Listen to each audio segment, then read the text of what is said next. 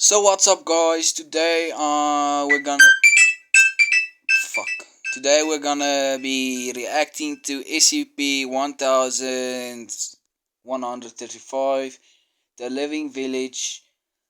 I'm gonna make a whole series about me reacting to SCP, so sit back, relax, and let's watch for text.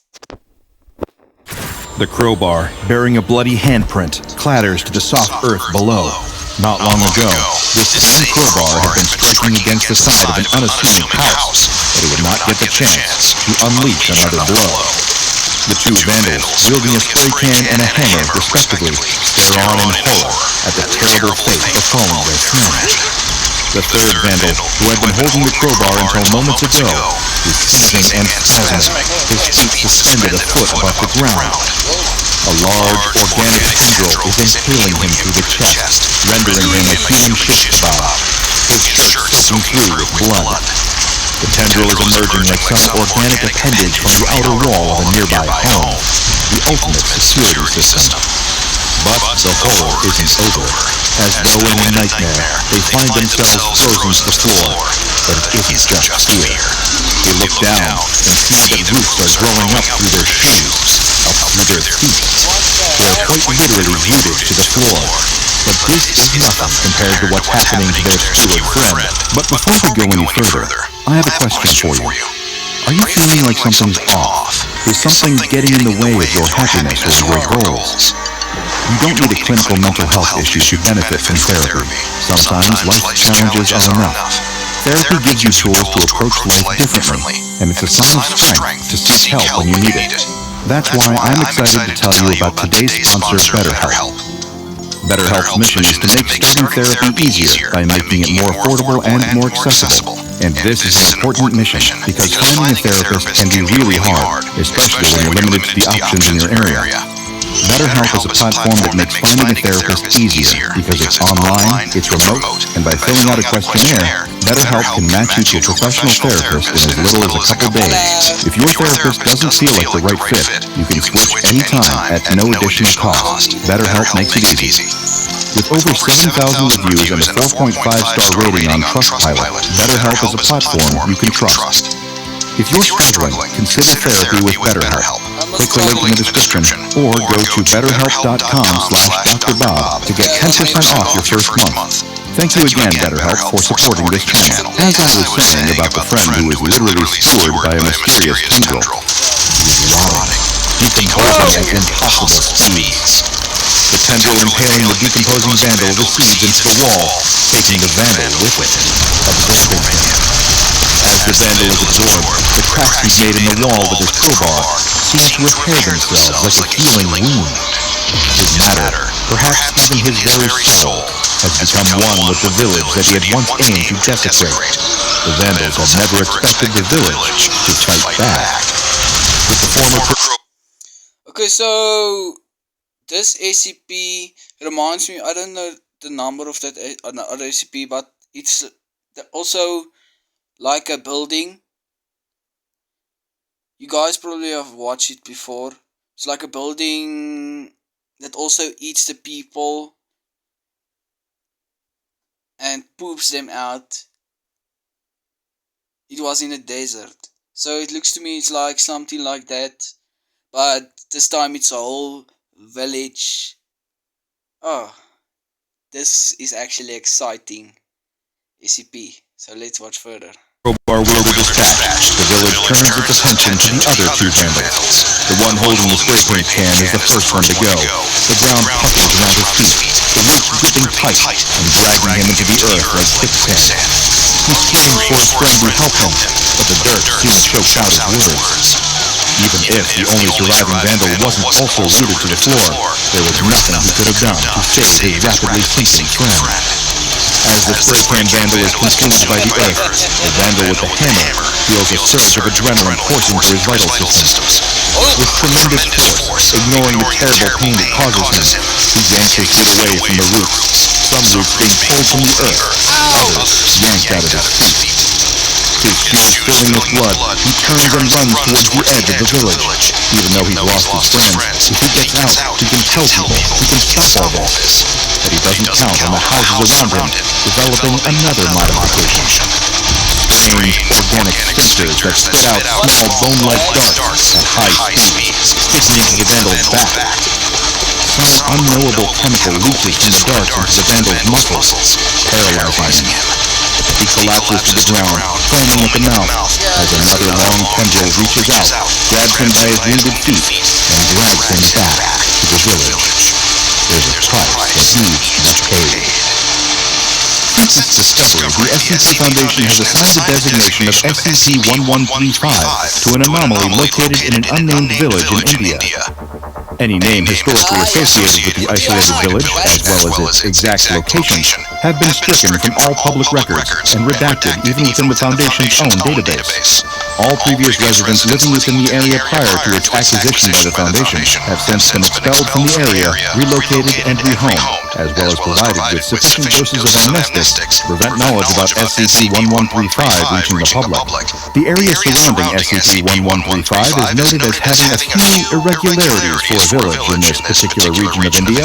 The houses of the village are built around a Hindu temple, as well as local places of commerce. However, researchers have noted the usual structure of the buildings as being inconsistent with other Indian architecture.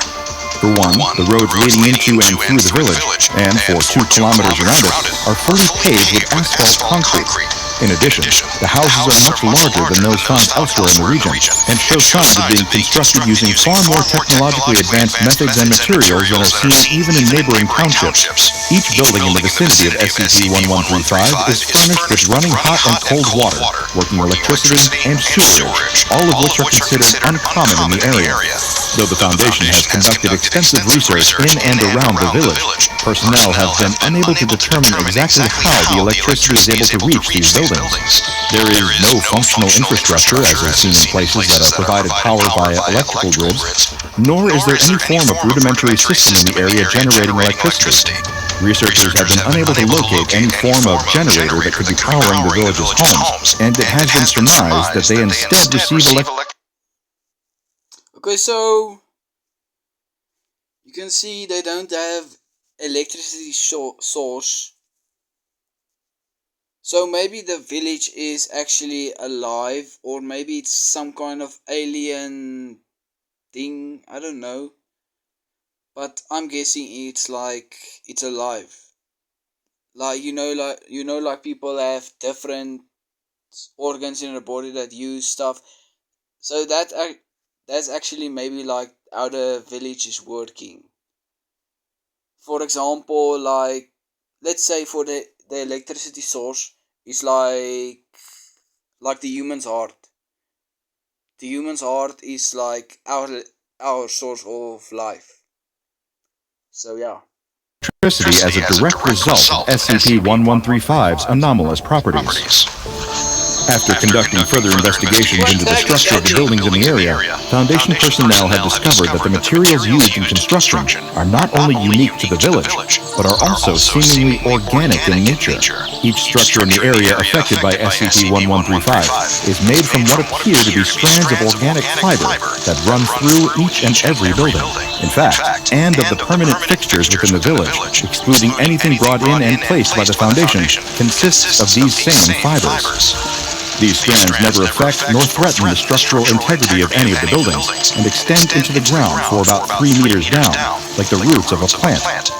Extensive spectral analysis and excavation of selected areas surrounding SCP-1135 have unearthed that these organic fibers are connected, forming a network underneath the village itself. They're able to grow and perform self-repair at an impressive rate, as well as absorbing nutrients from the soil, again functioning as the roots of many flowers and trees would. You see, SCP-1135 isn't a village. It's just something that looks like it. Something alive. SCP-1135 is one big living organism. This has led to those working among the research team to colloquially refer to the anomaly as the Living Village. Researchers have noted that SCP-1135 shares similarities with certain strains of fungi, albeit much larger and seeming to not require the same low-light conditions that many fungi thrive in. The fibers that SCP-1135 consists of have been seen during testing generating a wide variety of organic and non-organic materials around themselves. This, according to Foundation researchers, has been what has allowed the fibers to form the structures found within the village, as almost a form of active camouflage. A research assistant working on site even likened it to the defense mechanisms of certain insects, such as stick bugs or Caligo urolacus, commonly known as the owl butterfly, for the distinctive markings on its wings that resemble the face of an owl in order to ward off predators. However, one anomalous entomology expert assigned to SCP-1135 took particular offense to this observation, expressing incredulity at the notion that a creature would disguise itself as a village in order to hide itself. This was already known to have drawn human beings into the area, as SCP-1135 had even been an active community prior to the village being acquired by the Foundation. The entomologist, in a fit of rage, hurled obscenities at the research assistant and forbade him from ever speaking again. The fibers that SCP-1135 consists of are known to be able to repair themselves, and can thus repair the structures found within the village. Periodically, new instances of these organically grown buildings will start to emerge from the soil, maintaining their structural integrity at all times during this process. Thanks to the use of hydrochloric acid to prevent expansion of the affected area, SCP-1135 remains confined within the perimeter established by the SCP Foundation. As what seems to be a direct result, when space is limited, older structures within the village will appear to collapse and disintegrate before making way for new ones to grow in their place. When this occurs, the fibers within these older structures atrophy as the building, for lack of a better term, dies. So it's kind of like a tree or a plant. For example, like a tree starts to grow. Or let's say a plant, because a tree lives forever actually. Like a plant starts to grow, let's say a sunflower. Sunflower, you plant a seed, it starts to grow, begins to be big. After it's had its full lifespan, it dies. And then some seeds fell on the ground and starts to grow again. So yeah, it's actually quite cool. So what I'm also getting is like, I think, like it's like a living, the village takes like the stuff in the ground, like the dirt, and then it used that to build the stuff. So where did this thing actually come from? I think maybe it's an alien, or maybe somebody created it. In order to survive, like all living organisms, SCP-1135 requires some form of sustenance. Initially, the research team stationed there assumed that this was done entirely by the fibers absorbing water and nutrients from the soil. However, this alone is not a substantive enough food source to allow SCP-1135 to continue living. The anomaly's main source of sustenance wasn't initially discovered until an incident involving the aforementioned research assistant and anomalous entomology expert. Clearly still highly offended by the research assistant's statement about SCP-1135's camouflage, the entomologist took a jeep down one of the asphalt roads leading out of and away from the village. Unbeknownst to the rest of the research team, the entomologist followed the road to its end, arriving at some isolated scrublands, an area that stays dry and hot during the summer months, but avoids becoming a desert in the winter thanks to cooler, wetter weather. While alone in the area, the anomalous entomology expert overheard a sound, almost like a sizzling noise. Identifying it quickly, he recognized it as the warning sound produced by a certain variety of snake as a warning to ward off threats. He investigated further and encountered a wild echis, known locally as the saw-scaled viper or the carpet viper. Aware that these were venomous and responsible for causing the most snakebite-related deaths in the world, the entomologist was able to capture and secure the wild snake, an action he would later describe as being not very well thought out. Returning to the living village, it had already gotten dark by the time the entomologist arrived back at the Foundation's field headquarters with the saw-scaled viper in tow. The rest of the research team had retired to their quarters for the evening, and were all asleep. Under the cover of darkness, the entomologist released the captured saw-scaled viper into the research assistant's bunk as the man slept, as retribution for his earlier statement. Surely enough, the saw-scaled viper bit the sleeping research assistant and injected him with a lethal dose of its venom, killing him. In a panic, the severity of his actions set... So why the heck did this freaking doctor or scientist, he saw the snake, then he just left it? Fuck, computer, stop. Literally, he saw the snake, and it was like 5-6 seconds. He could have swiped it. He just left it so that it could bite his freaking friend. What the freaking heck? In, the entomologist hurriedly dragged the assistant's body to the outskirts of the village and hid it in one of the buildings. The next morning, it didn't take long for the remainder of the researchers to notice their assistant was missing. While nobody suspected foul play, a sweep of the area was conducted and the research assistant's body was discovered, or rather, what was left of it was. Seemingly overnight, the body had decomposed at an extremely accelerated rate, almost withered beyond all recognition, as if it had been drowned. The deterioration of the body, strangely, had produced no noticeable odor, as the breakdown of gases involved in human decomposition usually do, leading a portion of the research team to examine the remains closer. Through doing so, they discovered how SCP-1135 feeds. The fibers from the building the research assistant's body had been left in had latched onto the corpse and were using the dead tissue, cells, and other organic matter as a source of sustenance.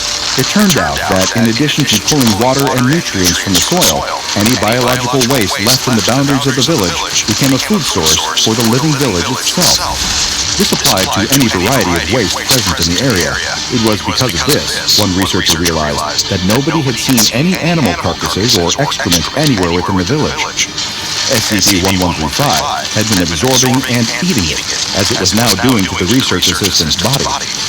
Upon hearing not only that the dead research assistant had been found, but that his remains were being decomposed and consumed by SCP-1135, the entomologist vomited, waste that was also absorbed by the living village, and later confessed to the murder. He was placed on probation and given a 2-year ban from fieldwork, including expeditions to anomalous areas. Initially concerned that they would be next on the organism's menu, the surviving remainder of the research team investigated SCP-1135's consumption process further. Testing themselves for any potential deficiencies or unnoticed losses of tissue, they found no sign that the organism had been secretly using them as food too. It seemed to only affect dead organic tissue, or anything that was no longer serving a biological use to anyone within the living village. All the waste matter in the area was decomposed quickly, with no telling signs like smells, and typically left little trace afterwards. Researchers concluded that the organism later converted this waste into nutrients for itself through some unknown anomalous process. What they were unable to determine was how SCP-1135 was able to differentiate between waste matter and other still living matter. The first suggestion to the research team that the living village wasn't quite so similar to an organism like a plant as first thought, but could potentially possess some form of sentience or even intelligence. It was then noted that certain structures within the boundaries of the village that began to disintegrate usually did so if SCP-1135 had gone a significant amount of time without feeding. It was able to use the buildings constructed from its own fibers as an alternative food source. Inversely, as was seen after the living village ate what was left of the research assistant, consuming a larger amount of waste triggered the growth of new buildings, or the evolution of improvements in existing ones. So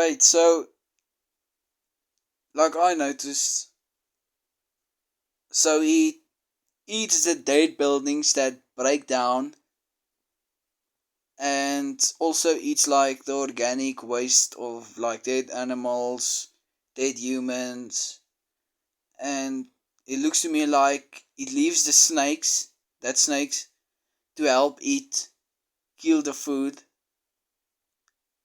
or kill the people and stuff, so it can make food. And it looks to me like it will not hunt if, I don't know, but maybe it will hunt if it's like really hungry. Like in the beginning we saw them ate that freaking whatever those people were. Yeah. Noticing the rapid growths of new buildings post-feeding, members of the research team proposed a series of invasive tests to the affected area of SCP-1135. They'd seen the living village deconstruct its own mass for use as food, and wanted to determine how the anomalous organism would react when the fibrous structures were damaged by external factors. Based on the way the fibers had behaved so far, it seemed to be a logical assumption that any damage inflicted to buildings within the living village would just regenerate. However, the way in which the organism responded to the research team's experiments was far from being so predictable. So, if like people damage the buildings, it would regenerate, but if the buildings will die, let's say die, like break down, die, blah blah blah, to make new ones, it would eat that old buildings. But if like humans, like let's say me and you, we go break one building, it will not consume that whole building, it will just regenerate it, fix it, yeah. Inflicting minor damage to any of the living village's structures was, as had been anticipated, soon corrected by the fibers. However, repeated or substantial enough damage caused the anomalous organism to create new constructs with its fibers, in the form of elaborate traps that it used to injure, drive away, or in extreme cases, kill its attackers.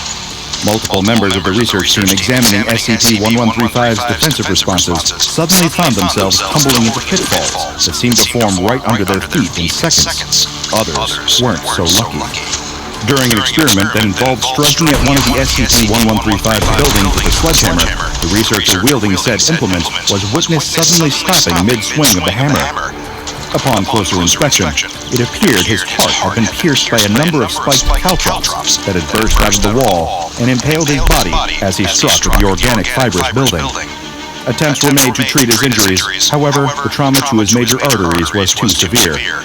Before the rest of the research team could begin to start making preparations for a burial, SCP-1135 had already started its process of decomposing and consuming his body, identifying it as more waste to be broken down for nutrients. Thanks to an autopsy conducted. Okay, so if you do damage to it, it fights back. So the best thing to kill this freaking village, I think, is a nuke.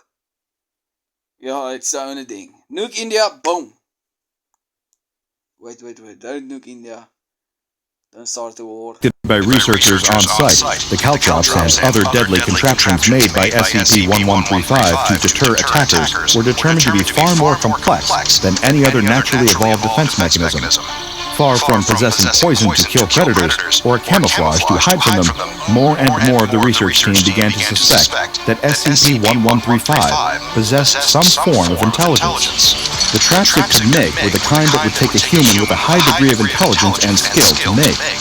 Further examination determined that if they remained untampered with, traps produced by the organic fibers of SCP-1135 would disintegrate within a time frame of between 20 and 30 days, unless being triggered. Unless damaged repeatedly or substantially enough, however, SCP-1135 displayed no active hostility towards human life. On one occasion, during preparations for confining SCP-1135 to the area within the security fence, a measure of diluted hydrochloric acid was accidentally spilled on one of the structures, causing a temporary panic among researchers that the living village would retaliate with more traps. However, again signaling a degree of intelligence, the organism seemed to be capable of differentiating between damage that was caused indirectly and intentionally, as well as damage inflicted by living organisms or by other natural forces. While all of the findings of the research team have heavily suggested that SCP-1135 possesses a degree of human-like intelligence, this remains unproven.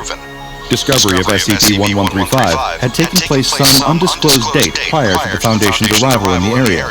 A reporter who had been investigating aid efforts in the region of India where SCP-1135 is situated overheard rumors from local residents that described a place where buildings had seemed to grow overnight. Various interviews with eyewitnesses pointed the reporter to the living village, wherein a small population had gathered and were now living. Before information about SCP-1135 was able to be made public, operatives working for the Foundation intervened and were able to keep the village's discovery a classified secret. When conducting their intervention at SCP-1135, the Foundation's operatives conducted interviews with local residents who reported that the village had possessed anomalous properties for only a few years. The reporter, who had been detained for further questioning by the Foundation, had been following a story relating to a sustainable housing development scheme that had been conducted in the area. According to the information unearthed by the reporter, this scheme had been responsible for the creation of SCP-1135 and had been conducted by an organization known as the Mana Charitable Foundation. However, as far as the SCP Foundation were able to ascertain, there existed no such charitable organization, and any attempt to identify people involved in the scheme were unsuccessful. Unbeknownst to the SCP Foundation, the Mana Charitable Foundation was far from a fictitious organization. Although their existence has been kept from the Foundation through cognito-hazardous means, the truth is that the Mana Charitable Foundation is a non-profit and non-government organization that intends to use anomalies in order to provide humanitarian aid and emergency relief to various underdeveloped areas around the world. As the largest international paranormal charity in existence, Mana Charitable Foundation has been responsible for the creation of numerous useful SCPs that have been contained by the Foundation, SCP-1135 being among them. One strange occurrence was recorded some time after the Foundation acquired control of the area. This took place during one of the routine observational checks carried out by research teams. A number of the Living Village's buildings had grown what appeared to be security cameras on their outer walls, and in certain indoor areas as well. These cameras have been observed watching the waste disposal teams as they move through the village to deposit SCP-1135's food. Beyond tracking their movements, the cameras have done little to disturb Foundation personnel inside SCP-1135. Requests to dismantle and examine the internal workings of these cameras are currently pending approval from Site-43's administrator, Dr. Ruga. Every 3 days, the research team assigned to SCP-1135 will perform a series of checks of the area within the security fence. All research personnel on site are reassured that they are not to take any precautions that would otherwise be necessary for entering a hostile environment. Researchers are dissuaded from carrying weapons on their person while checking the area within the security fence. However, they are required to be in possession of a two-way radio communicator at all times. Additionally, each member of Foundation staff is advised to maintain constant visual contact with another fellow researcher, just in case the Living Village feels like having a late-night snack. Check out the Dr. Bob Patreon and become a junior researcher. Okay, so the Living Village, we know that organization made them, but maybe like they control it from like a network or something, because I don't actually know. I was never to India, but how the heck does it know like how to make traps and that? Yeah, it has a intelligence, but how the heck does it learn? It's like even like AI must learn stuff to do, and in the beginning they don't know nothing. You must learn them stuff. So yeah. And also, if you're still watching now till the end, thanks for watching, guys. Please like, subscribe, share to some of your friends who also like SCP videos.